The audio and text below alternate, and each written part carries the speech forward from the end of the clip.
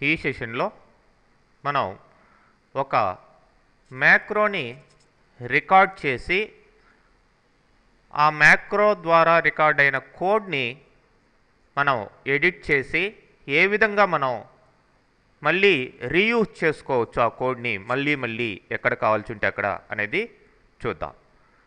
మరి ఇక్కడ పర్వియట్ టేబుల్ అనేది క్రియేట్ అయింది.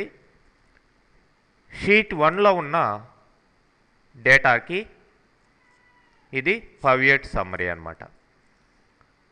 మరి మీరు ఫస్ట్ అసలు రికార్డ్ ఫస్ట్ అనే ఫైల్ని ఓపెన్ చేసుకోండి. ఎక్సర్సైజ్ ఫైల్స్లో నుంచి ఇది మీకు కనబడుతుంది డేటా. మరి ఇప్పుడు మ్యాక్రోస్లోకి వెళ్ళండి. రికార్డ్ మ్యాక్రో అని ఉంది. ఇప్పుడు మ్యాక్రో నేమ్ అడుగుతుంది. నేను ఫర్ ఎగ్జాంపుల్ ఏబిసి అని ఇస్తున్నాను.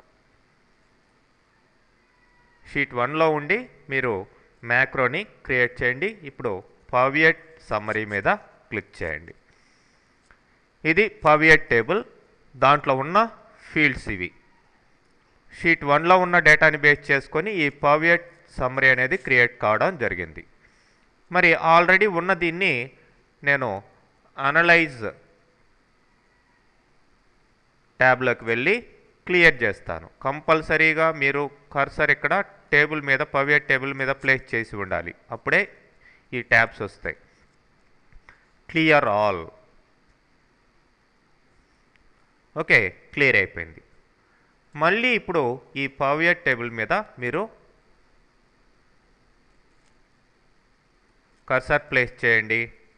ప్లేస్ చేయగానే రైట్ సైడ్ మీకు ఈ ఫీల్డ్స్ ఇన్వాల్వ్ అయి ఉన్న ఫీల్డ్స్ రావడం జరుగుతుంది.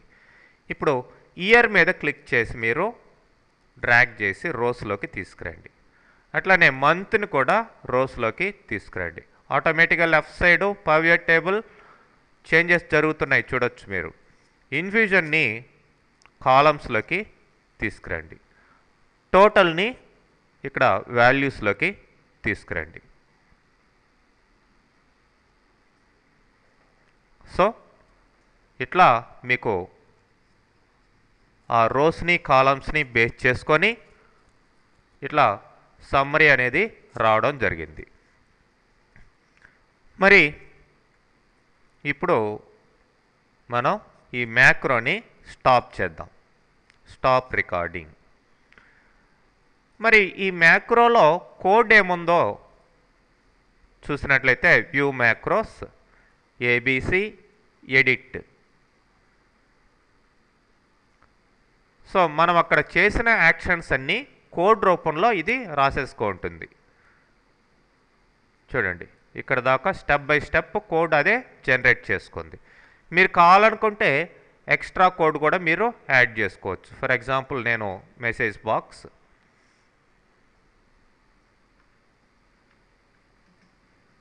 పర్వియట్ టేబుల్ క్రియేటెడ్ అనే ఒక మెసేజ్ని నేను ఓన్గా యాడ్ చేశాను. సో ఇప్పుడు దీన్ని క్లోజ్ చేస్తాం. ఇక్కడికి వచ్చిన తర్వాత ఇప్పుడు పర్వియట్ టేబుల్లో కొన్ని చేంజెస్ చేస్తాను. మళ్ళీ ఇక్కడ ఇన్ఫ్యూజన్ని ఇక్కడికి తీసుకొస్తాను. సో చేంజ్ అయింది. మరి ఫస్ట్ ఎలా ఉందో అలా కావాలి అనుకుంటే, అంటే ఇంతకు ముందర రికార్డ్ చేసినప్పుడు ఎలా ఉందో అలా కావాలనుకుంటే వ్యూ మ్యాక్రోస్ ఏబిసి రన్ అనండి. ఆటోమేటిక్గా ఆ కోడ్ మ్యాక్రోలో ఏ కోడ్ అయితే ఉందో ఆ కోడ్ ఎగ్జిక్యూట్ అయ్యి మీకు ఇట్లా పర్వియట్ టేబుల్ రావడం జరుగుతుంది.